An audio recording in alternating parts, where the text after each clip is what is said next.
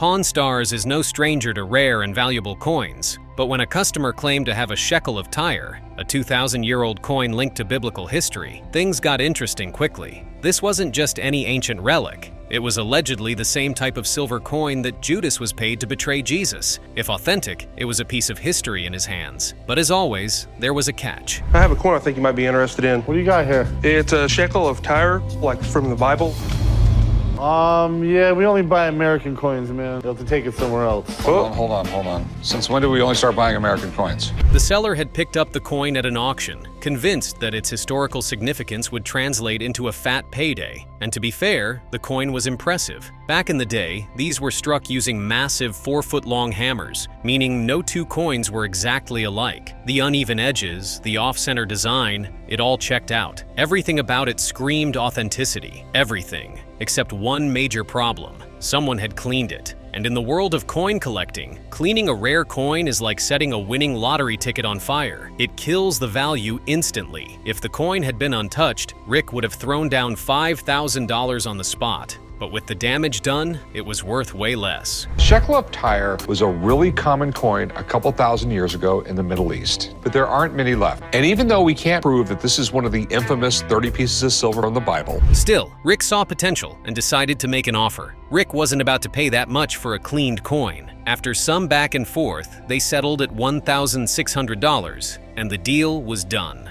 The seller walked away happy, probably thinking about all the diapers that money was going to buy for his new baby. Meanwhile, Rick was already picturing the solid profit he could make if he got it properly authenticated. But then, things took a nasty turn. yeah, $1,600. Deal. Okay, you want to go write them up? Yeah. $1,600 should help out a lot. We got a lot of new expenses with an extra kid, and hopefully that'll at least get us some diapers bought for a few months. No. How are you ever gonna prove that? Just as Rick was starting to feel good about the deal, his head of security, Andy, walked in. And if Andy had news, it usually wasn't the kind you wanted to hear. Andy informed them there was a chance the coin was stolen. Rick's stomach dropped. The way it works at the shop is that every item they buy gets entered into a national database. If something pops up as stolen, it has to go back. No refund, no reimbursement, just gone. And just like that, Rick was out $1,600 with nothing to show for it. Andy's our head of security, so when he says he has bad news, it can be really bad. What's up? An out-of-town detective has called Las Vegas police. The shekel that you recently brought in, there's a chance it might be stolen. They want to put it on hold. To make matters worse, the guys at the shop wouldn't let it go. Rick wasn't amused. He had been in the business long enough to know that deals don't always go as planned. But this was brutal. For now, all Rick could do was wait. Minutes later, Andy returned with an update. Now he's got some sort of update. I hate to think, what could the problem be now? So what's up? Coin we've been working with the police on. Turns out that the guy who originally owned it got compensated for his loss. It's ours. They released it this morning. For the first time since this whole mess started, Rick allowed himself to breathe. But of course, the guys couldn't just let him have this win. Rick sighed. He had been in the coin business for over 30 years. He knew a real Shekel of Tyre when he saw one. But to silence the doubters once and for all, he sent it off for official grading. When the results finally came back, everyone gathered around, waiting for the verdict. The result indicated that it's real. Rick smirked. Finally, Pawn Stars has seen its fair share of wild items, ancient relics, rare artifacts, even dinosaur bones. But when a woman named Rhonda strolled into the shop with what she claimed were actual dinosaur eggs, things took a strange turn. What do we have here? I've been told these are a couple dinosaur eggs. All right, so how do we know they're dinosaur eggs? That I don't know. I didn't live back then. I'm coming to the pawn shop today to... From the get-go, Corey was skeptical. These just looked like, well, a couple of big rocks. But Rhonda was convinced. She wanted a jaw-dropping $20,000 for them. That's the kind of money you drop on a car, not some mystery stones. Still, Corey knew better than to judge too quickly. After all, he wasn't a paleontologist. He needed a second opinion. I would think you were crazy and just brought me in a giant rock, but mind if I take a look at it? Sure. I mean, I guess they kind of look like eggs if they've been flattened. I mean, it's definitely got some chisel marks here. Before calling in an expert, Corey took a closer look. The so-called eggs had visible chisel marks like they had been cut from a larger rock formation. That meant they were something. But were they the real deal? The cracks on one of them looked unnatural, and Rhonda had no real answers about their origin. She wasn't a paleontologist either. But what if she was sitting on a prehistoric fortune? It comes to dinosaur eggs, but I do know people pay a lot of good money, cool dinosaur stuff. That's if they're legit. Any idea what you want for them? 20,000. 20,000? Okay. You know, I'm not too sure on the value of dinosaur eggs. Corey wasn't about to gamble on a $20,000 dinosaur fossil without solid proof. He brought in Tom, a paleontologist who'd seen it all. The moment Tom walked in, his face said it all. He had his doubts. He started his examination, explaining that back in the 90s, thousands of dinosaur eggs flooded the market, creating a frenzy among collectors. At first, it sounded like great news. Maybe Rhonda had lucked out and stumbled upon a rare piece of history. Oh boy. I'm just hoping it's real. Would be cool.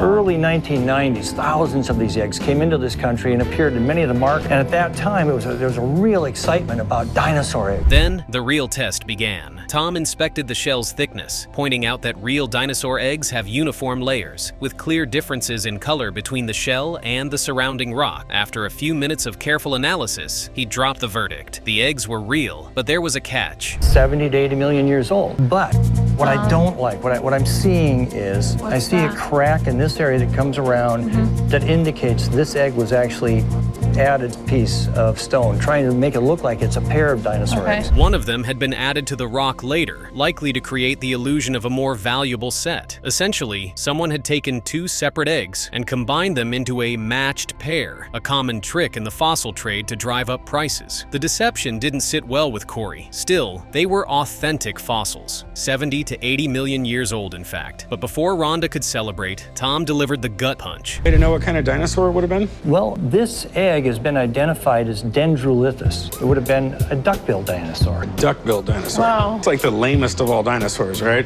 Rhonda had walked in thinking she had a prehistoric gold mine. Instead, she was sitting on a couple of fossils worth a fraction of what she expected. Rhonda tried to salvage the situation. Corey wasn't laughing. His job was to make a profit, not overpay for overpriced fossils. If he was going to buy, it had to be at a price that made sense for the shop. So what do you think? Tom just said between $400 and $600 a piece. Okay. So that's what I would be able to sell it. Okay. So I'd offer you $400. Can you do 800?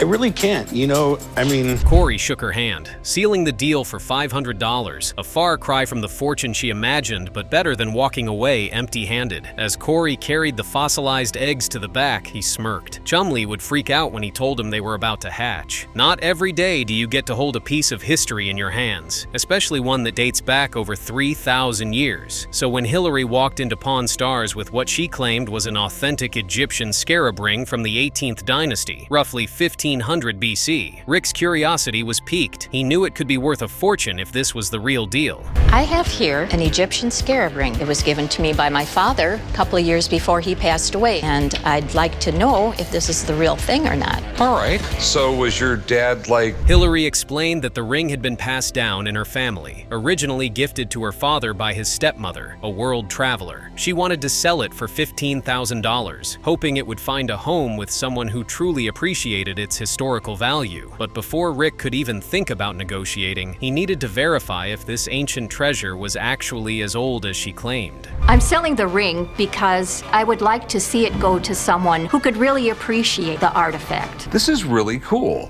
Do you mind if I pick this up? Oh, no. Okay. It's a scarab. One look at the ring, and Rick knew he had to tread carefully. It had all the classic elements of an Egyptian scarab, stone-carved beetle, blue-green glaze, but at the same time, something about it felt off. And when Hillary handed him a business card from the original seller, guaranteeing its authenticity, Rick couldn't help but smirk. A handwritten guarantee from an Egyptian street vendor? Not exactly the kind of documentation he was hoping for. And glazed either blue or green. It looks like an old scarab. The question is it really 3,000 years old? Ooh, what is this? Oh, that is the card from the guy that sold it over in Egypt. Rick wasn't about to risk thousands of dollars on a hunch, so he called in an expert who specialized in ancient Egyptian artifacts. And that is Phineas Castle, a seasoned historian with an eye for details that most people would miss. One glance at the scarab confirmed that it did appear to be an authentic piece from the 18th dynasty. Do you mind if I touch the ring? Oh, go right ahead.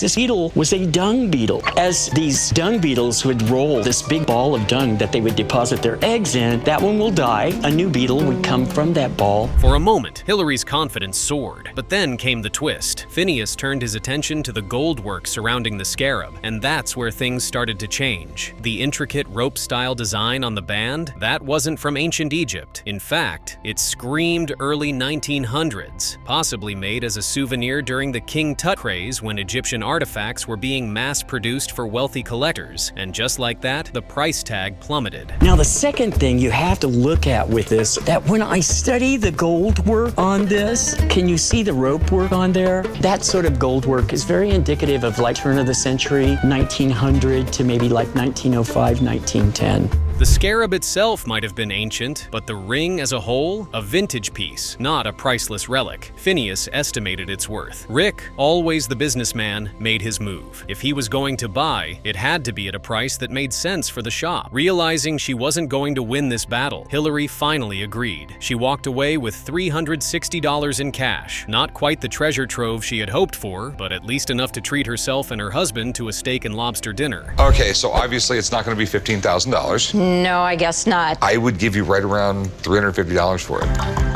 1,500? No, it makes no economic sense for me to do this. On the other hand, Rick had just secured a fascinating piece of history for a bargain. Even though it wasn't quite the legendary artifact it was made out to be, it was still a unique item that would draw attention to the shop. Some deals come down to pure gut instinct, and this was one of those moments. When a man walked into the shop holding what he claimed was a mastodon tusk, Rick knew he was in for something interesting. It wasn't every day that prehistoric relics made their way onto the counter. I have a mastodon tusk I want to sell. The seller confidently explained that his archaeologist great-grandfather had found the tusk on a dig in Florida nearly 40 years ago. The story checked out, or at least it sounded impressive enough. Rick inspected the tusk, noting its deep, ancient grain and unusual markings. He knew mastodon and woolly mammoth tusks had been found in North America. If this was real, it could be worth a lot of money. But something wasn't sitting right. The texture, the weight, and the lines that ran through the ivory weren't like anything Rick had seen before. Where did you get a mastodon tusk? About 40 years ago, my great-grandfather was on a dig in Florida. He found it. He was an archaeologist. Okay, I gotta say this is a first. I've never actually seen anything like this. Curiosity turned into hesitation. This was a serious gamble, and Rick wasn't about to throw down cash on a prehistoric artifact without an expert's opinion. He asked if he could bring someone in to verify it, but the seller wasn't having it. He was in a hurry, needed the money, and just wanted the deal done. Red flag? Maybe. But the risk also came with the possibility of a big reward. Ivory doesn't look like this. This looks really, really old. I've never seen these lines going like this way in ivory. Maybe 10,000 years old? It's not millions years old. I don't think it's that old. Can I call somebody to check this out? No, I really don't have time. I need to get to work, man. Rick offered $400. The seller pushed back. He wanted $800. They went back and forth before settling on $500. It was a shot in the dark, but Rick trusted his instincts. If it turned out to be a real mastodon tusk, he'd make a killing. If not, well, he just spent $500 on a very large mystery. Later, Rick called in an expert to get to the bottom of it. The moment the specialist examined the tusk, Rick braced himself for the truth. Was this a rare relic from the Ice Age, or just a very expensive piece of junk? Calm me down. Normally when they have something that is unusual that's been found in the ground. I bought this off a guy. He said it was a mastodon tusk. I mean, this weird type of grain I really never seen in ivory before. Well, it's definitely authentic fossil ivory. Rick's eyes widened as the expert revealed the shocking truth. It was a walrus tusk, a fossilized one, possibly 10,000 years old. The unique curvature and grain were classic indicators of walrus ivory, not the elephantine ancestors Rick had been hoping for. At first, it felt like a major letdown, but then the expert dropped some very good news. So how much did you pay for it? I paid $500 for it. In this instance, I think you've done all right. The good news is fossil walrus ivory is sold for carving. This has a very large market, and because of the... It turns out that fossil walrus ivory had a booming market, especially for legal carving, and was valued at $400 to $500 per pound. This tusk weighed around 3 to 4 pounds, meaning Rick had just scored a piece worth up to $1,500. For a moment, Rick just stood there, shaking his head. He had almost walked away from the deal. Close to being a bust, but my hunch was right. This thing is old. And at least now I know exactly what animal it came from. What seemed like a long shot had just become a serious profit. He had trusted his gut, rolled the dice, and this time, it paid off. In Pawn Stars, Rick Harrison has seen just about everything, from priceless treasures to laughably bad fakes. But few things annoy him more than someone trying to pass off something cheap as the real deal, whether intentionally or not. That's exactly what happened when a woman strolled into the shop, proudly presenting what she claimed was a genuine ivory tusk. An ivory tusk.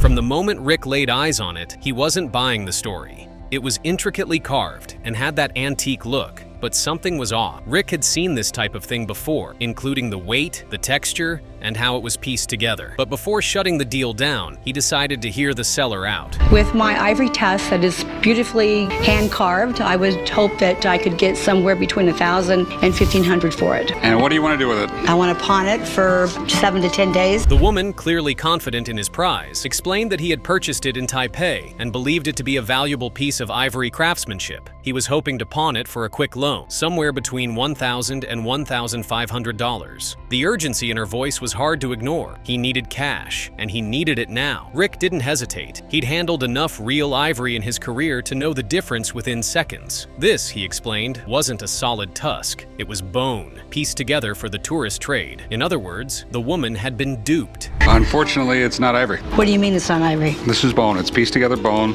and it's made for the tourist trade. It only took like 2 seconds to tell this wasn't ivory. I've seen this hundreds of times before. They were in Asia. To drive the point home, Rick walked the seller through the telltale signs. He pointed out the tiny pores in the material, something bone has, but ivory does not. He showed how the panels were cut and pieced together. Real ivory wouldn't have seams like that. And the final nail in the coffin? There was a visible split in the carving where you could see the wood underneath. Split right here, you can see the wood that's underneath it. When you go overseas, there's a lot of unscrupulous dealers who will tell you it's ivory when it's not. I'm not really interested in buying ivory anymore. I mean, ivory used to be needed for billiard balls, concert pianos. Even if the tusk had been real ivory, Rick made it clear that he wasn't particularly interested. That should have been the end of it. However, the seller, determined not to walk away empty-handed, still wanted to know what Rick would pay for the piece. Rick wasn't about to throw money at a fake. How much were you looking to get out of it? $1,000 to $1,500. There's no way. I would loan you like $100 on this. Okay, that's what I can do. Do a little bit better. There's no way I could do better.